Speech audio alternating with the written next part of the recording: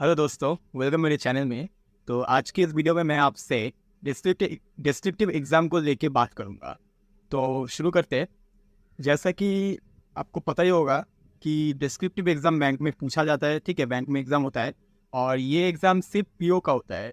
Clerical में ये exam नहीं होता है। सिर्फ पीओ में जब आप प्रीलिम्स पास कर देते हो तो मेंस एग्ज़ाम जो होता है, मेंस एग्ज़ाम में जो सेक्शंस होते हैं, रीजनिंग, इंग्लिश, मैथ, ये सब सेक्शंस होने के बाद तुरंत ही आपका डिस्क्रिप्टिव एग्ज़ाम शुरू हो जाता है। ठीक है, तो डिस्क्रिप्टिव एग्ज़ाम में आपका इंग्लिश लैंग्वेज का ये होता है।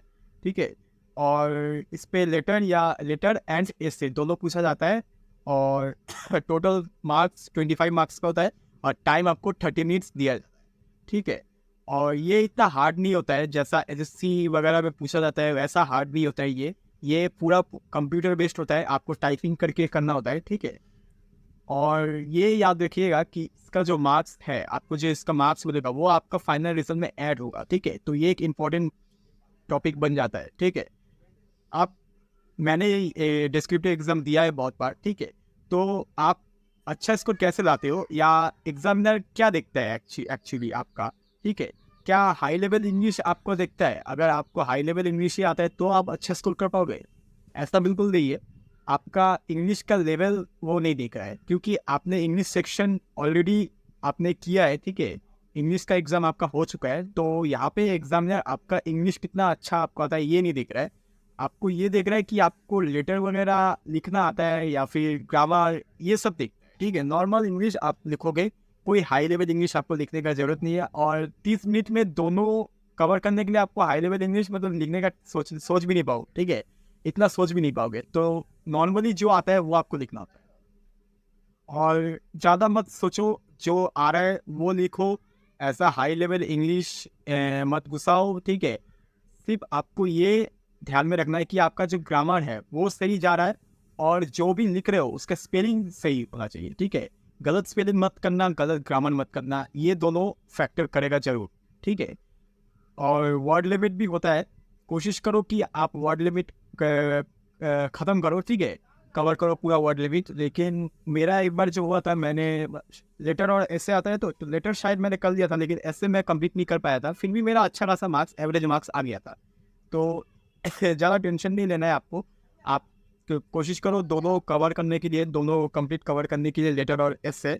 और टाइम में कवर करने के लिए आपको सोचने का ज़्यादा वक्त नहीं मिलेगा, तो सिंपल इंग्लिश में लिखो।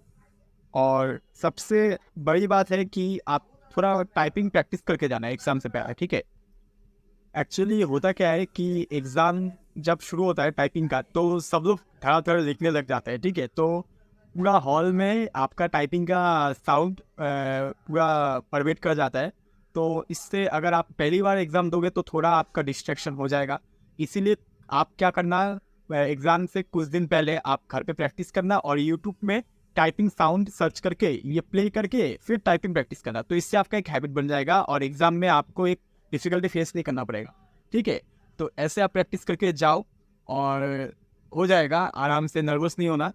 ठीक है, प्रैक्टिस जब अगर आप करोगे तो नर्वस नहीं होगे, लेकिन अगर डायरेक्ट जाके आप एग्जाम में फेस करोगे ये सब सिचुएशन तो आप जरूर नर्वस हो जाओगे और एग्जाम खराब होगा। तो ज़्यादा कुछ सोचना नहीं है। आपके आसपास में देखोगे तो हर कोई धमाधम टाइपिंग कर रहा होगा और बहुत साउंड आ रहा होगा। आपको भी धमाधम टाइपिंग करना है और स्पीड, थोड़ा बहुत स्पीड चाहिए, इसलिए मैंने कहा घर पे प्रैक्टिस करके जाओ। क्या आपको बिना कीबोर्ड देखे टाइपिंग करना है?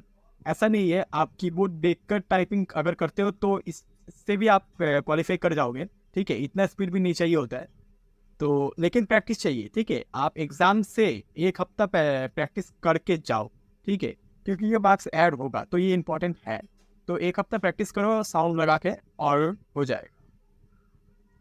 और फिर और ज़्यादा कुछ तो इसमें बोलने का है नहीं। आप लेटर जो लिखोगे उसका फॉर्मेट आप ऑब्वियसली सही रखोगे, फॉर्मेट वगैरह तो गलत मत कर देना।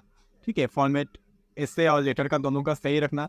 और टॉपिक्स का बात करें तो ज़्यादा घबराना मत कि क्या हार्ड टॉपिक आ जाएगा। चॉइस रहता है। ठीक है, अगर ऐसे पूछ रहा है तो ऐसे में तीन, शायद तीन, मुझे एग्जैक्टली याद नहीं है, तीन क्वेश्चन, तीन चॉइसेस रहेगा, तीन टॉपिक रहेगा, इन तीनों में से आपको कोई एक करना होता है। लेटर में भी ऐसा रहेगा। ठीक है, तो ऐसा एक क्वेश्चन नहीं दिया रहेगा, 3 अगर चॉइस दिया है तो 3 में से अगर 2 हार्ड है तो तीसरा नंबर बहुत इजी होगा, और सब लोग देखना वही तीसरा नंबर ही करते हैं। ठीक है, तो एक इजी, एकदम इजी टॉपिक दिया रहता है कि बच्चे कर पाए। लेटर और ऐसे दोनों में ही आप एक टॉपिक मिल जाएगा। जैसे मेरे टाइम में शायद ऐसे जो आया था, 2 बहुत ही हार्ड टॉपिक था, लेकिन तीसरा टॉपिक शायद एआई के ऊपर था। अब एआई के ऊपर तो आप बना के लिख सकते हो कुछ भी, ठीक है। तो ऐसे एक इजी टॉपिक मिल जाएगा। आप जो इजी टॉपिक है धमाधम उसको लिखना शुरू कर दो, ज़्यादा मत सोचो कि कौन सा टॉपिक चूज करना है। देख के रहिए, आप समझ जाओगे कि कौन सा टॉपिक आपको लेना है। तो ऐसे करो और सिंपल इंग्लिश में लिखो, आपका अच्छा खासा मार्क्स आ जाएगा। ठीक है, तो इस वीडियो में इतना ही, मिलते हैं नेक्स्ट वीडियो में। Thank you.